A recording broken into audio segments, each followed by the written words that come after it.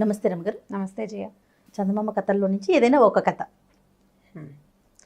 చందమామ కథ అంటే ఒక ఊళ్ళో ఒక బ్రాహ్మణ ఆయన, అంటే ఒక ఆయన చదువుకున్నాడు బాగా, బ్రాహ్మడు అని ఖచ్చితంగా చెప్పడానికి వీళ్ళేది, విద్వాంసుడు అని, చాలా తెలివైనవాడు. ఆయన ఏదో బిజినెస్ పెట్టాలనుకున్నాడు, వ్యాపారం పెట్టుకోదలుచుకుంటారు కదా. వ్యాపారం పెట్టాడు, ఒక కొట్టు అద్దెకి తీసుకున్నాడు. ఆయన అక్కడ కూర్చునేవాడు. బోర్డు ఒకటి రాయించాడు. ఏం రాయించారంటే బోర్డు, ఇక్కడ వివేకం అమ్మబడును.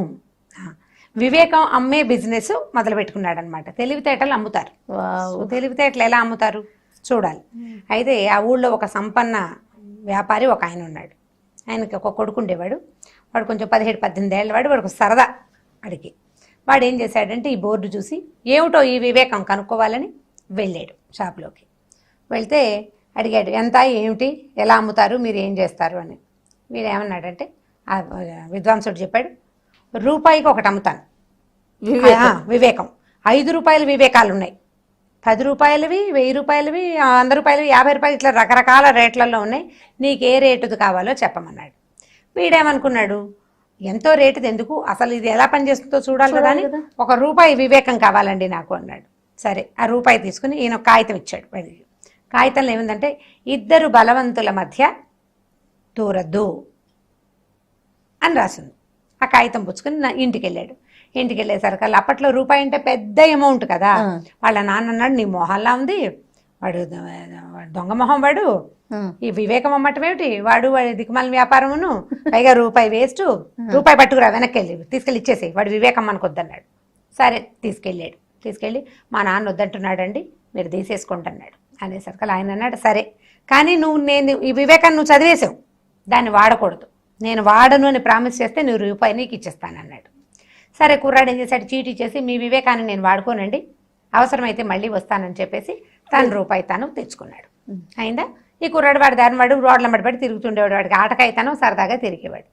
ఆ ఊళ్ళో ఒక నగల వ్యాపారికి ఎక్కడి నుంచో ఒక పెద్ద రత్నాల హారం వచ్చిందట. ఒకటే హారం వస్తే ఆ హారాన్ని రోడ్డు మీద పెద్ద షోకేసులో పెట్టి అమ్ముతున్నాడు. అతను పెట్టాడు అమ్మకానికి. పెట్టేసరికల్లా ఆ ఊరి రాజుగారికి 2 రాణులు ఉన్నారు, 2 భార్యలు. ఆ 2 రాణులు ఆ వస్తువు చూశారు, ఎంతో బాగుందని తమకే కావాలనుకున్నారు. వాళ్ళు ఏం చేశారు, చెరుకో దాసిని 1,00,000 రూపాయలు, 1,00,000 వరహాలు డబ్బిచ్చి వస్తువు కొనుక్కురమ్మని పంపించారు. ఇద్దరు పంపించారు. తీరా వీళ్ళిద్దరూ వెళ్ళేసరికల్లా వాడేమన్నాడు, ఒకటే వస్తువు, ఎవరికి కావాలో వాళ్ళు తీసుకోండి అన్నాడు. 2 మాకు కావాలన్నారు. రాణిగారులు కొట్టుకోకపోయినా వాళ్ళ దాసులు 2 కొట్టుకుంటూ ఉంటారు. మా అమ్మగారు గొప్ప అంటే మా అమ్మగారు గొప్ప అని. అక్కడి నుంచి నేను ముందు వచ్చాను, మేము నిన్న ముందు మా రాణిగారే ముందు చూసారని ఒకటి, నువ్వు చూసినా సరే మేమే తీసుకుంటామని ముందు మేమే చెప్పాము, ఇవాళ నీకంటే 5 నిమిషాల ముందు నేనే వచ్చానని రెండోది. వీళ్ళిద్దరూ చెడామడా కొట్లాడుకున్నారు. ఈ వ్యాపారస్తుడికి విసుగుబుట్టి నగల వ్యాపారికి, మీ 2 కొట్లాట తేలేక అప్పుడు రండి అని వాళ్ళిద్దరిని తోలేశాడు. వాకిట్లో మరి కొట్టు బయటంతా ఈ గలాభాగా ఉంటే జనాలు ఎవరిది వస్తారు, కొట్టులోకి పంపించేశాడు. ఈ దాసీలు 2 పోయి రాణిగారికి చెప్పారు. రాణిగారులిద్దరు ఈ తగాదాన్ని రాజుగారి దగ్గరికి తీసుకెళ్లారు. నేను ముందు చూశానంటే నేను ముందు చూశా, నేను ముందు వెళ్ళానంటే నేను ముందు వెళ్ళా, ఈ తగాదా తెగలేదు. ఈయన అన్నాడు, సరే ముందు ఎవరు వెళ్ళారో చెప్పడానికి ఒక సాక్ష్యం ఉందా, నగల వ్యాపారి నాకు తెలీదు, నేను చూడలేదన్నాడు. ఈ అమ్మాయిలు 2 దాసీ అమ్మాయిలు ఉన్నారుగా, వీళ్ళిద్దరు ఏమన్నారంటే, ఫలానా శెట్టిగారి అబ్బాయి కుర్రాడు ఉన్నాడు కదండి, వాడు అక్కడే నుంచున్నాడండి, ఈ చోద్యం చూశాడు వాడని చెప్పారు. వాడు నిజంగానే అక్కడ నుంచున్నాడు. వాడిని పట్టుకొచ్చారు. ఇప్పుడు వాడికి ఏం చెయ్యాలో తెలియలే. సో గుర్తొస్తుంది వివేకం. 2 బలవంతుల మధ్య దూరకూడదు. ఇప్పుడు ఏ రాణిగారి పేరు చెప్పినా రెండో రాణిగారు చావట్టి చెవులు మూస్తుంది. వీడికి ఏం చేయాలో తెలియలేదు. పరిగెత్తుకుంటూ వాళ్ళ నాన్నని పట్టుకుని, ఆ వివేకవంతుడైన ఆయన ఉన్నాడు కదా పండితుడి దగ్గరికి, వివేకాలు అమ్మే వ్యాపారస్తుడు, అక్కడికి పరిగెత్తారు. ఏదైనా ఒక వివేకం ఇవ్వండి మాకు. అయితే ఈయన ఏమన్నాడంటే, 100 రూపాయల వివేకం ఒకటి ఉంది, ప్రస్తుతానికి తప్పించుకోవచ్చు. అయితే 2,000 రూపాయల వివేకం ఉంది, 1,00,000 రూపాయలు ఖర్చు పెట్టాలి ఆ వివేకం వాడాలంటే, మీ ఇష్టం చెప్పండి అంటే, వీళ్ళేమనుకున్నారు, ప్రస్తుతానికి ఈ గొడవలో నుంచి బయటకు వచ్చేసే తెలివి కావాలి మనకి అని చెప్పేసి 100 రూపాయలు వివేకంతో ఆలోచించారు. 100 రూపాయలు ఇచ్చి ఓ కాగితం కొనుక్కున్నారు. ఓ వివేకపు కాగితాన్ని తీసుకున్నారు. అందులో ఏముంది, పిచ్చివాడి సాక్ష్యం చెల్లదు అని ఉంది. అక్కడి నుంచి వీడేం చేశాడు, ఓహో బాగా చెప్పారనుకుని రాజుగారి దగ్గరికి సాక్ష్యానికి తీసుకెళ్ళినప్పుడు వీడు మతిలేని పిల్లవాడిలాగా నటించేశాడు కుర్రాడు. శభాష్. నటించాడు. మరి వివేకం చెప్పింది కదా, వివేకంతో నటించాడు. నటించగానే రాజుగారు నాడు మీ బొందలా ఉంది, వీడిని తెచ్చారు, వీడికి తెలివి లేదు, మతిలేని పిల్లాడు, వాడి సాక్ష్యం చెల్లదు, సాక్ష్యం లేదు, గీక్షం లేదు, ఆ హారం మనకొద్దు, మీ ఇద్దరు నోరు మూసుకోండి అని దాసిల్ని తిట్టి రాణిగారులని యథాశక్తి మందలించి ఆ పూటకి న్యాయస్థానాన్ని మూసేశారు. అయితే ఈ కుర్రాడు ఇంటికి వెళ్ళిపోతూ నార్మల్గా వెళ్ళిపోయాడు. వెళ్ళేసరికి ఈ దాసీలు ఇద్దరు, వీడు దొంగ వెధవా, వీడు అబద్ధం చెప్పాడు, వీడు నిజానికి పిచ్చివాడు కాదు, వీడు మన తగాదా తీర్చకుండా దొంగ నటన రాజుగారి ముందు నటించాడని పగబెట్టేసుకున్నారు వీడి మీద.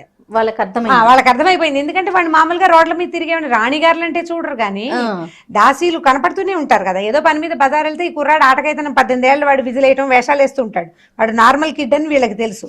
అక్కడి నుంచి వాళ్ళు ఏం చేశారు, వాడు కనపడ్డప్పుడల్లా నీ అంతు చూస్తాం, మా రాణిగారు నీ సంగతి చూస్తుందిలే అని వాడిని బెదిరించేవాళ్ళు. వాడికి ఏం చేయాలో తెలియలే. ఏ రాణులు ఇద్దరికీ కోపంగా ఉంది తన మీద, రాణులకున్నా లేకపోయినా దాసీగణానికి హెచ్చుగా ఉందన్నమాట. వీడు బాగా ఆలోచించి ఏదైనా ఉపాయం కావాలని మళ్ళీ వెళ్ళాడు. వెళ్తే ఈయన ఏమన్నాడంటే, నేను ముందే చెప్పా కదా 2000 రూపాయల వివేకం ఉంది, కొనుక్కోండి, కానీ 1,00,000 ఖర్చు అవుతుంది దానికి, మీరు ఆ వివేకాన్ని ఇంప్లిమెంట్ చేయాలంటే 1 lakh అవుతుంది అన్నాడు. వీళ్ళు వద్దనుకుని మానేసుకున్నారు. వద్దనుకుని మానేస్తే ఒకరోజు రాణివాస నుంచి ఒక ఆయుధం వచ్చింది, నీ అంతు చూస్తాం, మాతో పెట్టుకోవద్దు, ఇలాంటి వాక్యాలు రావడం మొదలెట్టినాయి. 2 రోజులు 3 రోజులు వీడికి భయం పట్టుకుందనమాట. 2-3 రోజుల నుంచి కాగితాలు వస్తున్నాయి. ఈ దాసీలే వీడిని బెదిరించి వాడితో నిజం చెప్పించడానికి చేశారు. రాణిగారి హస్తం కొద్దిగా ఉంది, ఎక్కువ లేదు. వీడికి ఆగలేకపోయాడు. నాన్న ఏదైనా సరే ఇందులోంచి తప్పించుకోవాలి, మొట్టమొదట గనక ఆ వివేకాన్ని నేను వాడుకుంటుంటే వాళ్ళిద్దరూ పోట్లాడుకుంటున్నప్పుడు నేను అక్కడ నుంచోకుండా ఉండేవాడిని. మొదటి వివేకం వాడుకుంటే ఇద్దరు బలవంతుల మధ్య దూరద్దు అన్నప్పుడు వాళ్ళిద్దరు పోటాడుకుంటూ నాకెందుకు వచ్చిందని నేను వచ్చేసేవాడు. కానీ మనం ఏం చేసాము, రూపాయి వెనక్కి తీసుకుంటూ ఈ ఇంప్లిమెంట్ చెయ్యము, ఈ వివేకాన్ని వాడుకోనని చెప్పాను. కాబట్టి నా బుద్ధి ప్రకారం నేను అక్కడ నుంచున్నాను, దానివల్ల ఈ బాధ అంతా వచ్చింది. కాబట్టి ఈ వివేకవంత పండితుడి యొక్క వివేకాన్ని మనం కొనుక్కుని వాడాల్సిందే, నాకు భయం వేస్తుందని వాడు ఏడ్చి గగ్గోలు పెట్టాడు వాళ్ళ నాన్న దగ్గర. సరే నాన్న కొడుకు పోయారు అక్కడికి, మళ్ళీ వెళ్ళారు. మరి ఏం చేస్తారు, వీళ్ళ నుంచి తప్పించుకునే మార్గం లేదు. మరి వెళ్ళేసరికల్లా ఆయన వాళ్ళు ఏం చేశాడంటే 2000 రూపాయలు తీసుకుని డబ్బాలో పెట్టుకున్నాడు, ఒక కాగితం ఇచ్చాడు. ఆ కాగితం మీద ఏముందంటే, ఆ హారం నువ్వే కొని రాజుగారికి బహుకరించు. మరి 1,00,000 రూపాయల హారం. ఈ వ్యాపారస్తుడు ఏం చేశాడు, రాజుగారికి ఆ సంవత్సరానికి ఒకసారి ఏవో గిఫ్ట్లు ఇస్తారు కదా, మహారాజులకి గిఫ్ట్లు ఇచ్చే విధానం ఉంది కదా. మామూలుగా అయితే ఏ 5,000 10,000 పెట్టును, ఇప్పుడు చచ్చినట్టు ఇంకేమీ దారలేక ఏం చేశాడు, మొదటి రూపాయి వివేకాన్ని వాడుకుంటే 1,00,000 రూపాయలు ఖర్చు అయ్యేది కాదు. వెళ్ళి ఆ హారాన్ని కొన్నాడు. కొని రాజుగారికి తీసుకెళ్ళి అప్పచెప్పేశాడు. హారం ఇల్లు చేరింది కదా, రాణిగారులు ఇద్దరు సంతోషించి చంకలు ఉతుకున్నారు. మనకే వచ్చేసింది. మనకే రాజుగారికి పరమోత్కృష్టమైన తెలివితేటలున్నాయి, ఆయనకి వివేకం ఎవ్వరూ అమ్మక్కర్లా, ఆయనకి బాగా తెలివి ఉంది. ఏం చేశాడంటే ఆ హారాన్ని, ఎంతో బాగుంది, కొత్త పెళ్లి కూతురు మన కోడలు, ఆమెకి గిఫ్ట్ ఇస్తాను అని చెప్పి ఈ రాణిగారులలో ఒక ఆవిడ కొడుకున్నాడు, 2వ ఆవిడకి కూతురు ఉంది. కూతురికి లాభం లేదు, కోడలకే కావాలి, కొత్తగా వచ్చిన పెళ్లి కూతురు. ఆ హారాన్ని తీసుకెళ్లి కోడల మెళ్ళలో వేశారు. రాణిగారులు ఇద్దరు మాట్లాడకుండా ఊరుకున్నారు. వాళ్ళ గొడవ సమసిపోయింది. వీడు రూపాయి వివేకంతో ఉండిన ఇది బాగుండేదని మళ్ళీ వెళ్ళి ఈసారి ఇంకో వివేకాన్ని 100 రూపాయలు పెట్టి కొనుక్కుంటే అందులో ఏముందంటే, ఒళ్ళు దగ్గర పెట్టుకుని ఉండాలి అని ఉంది.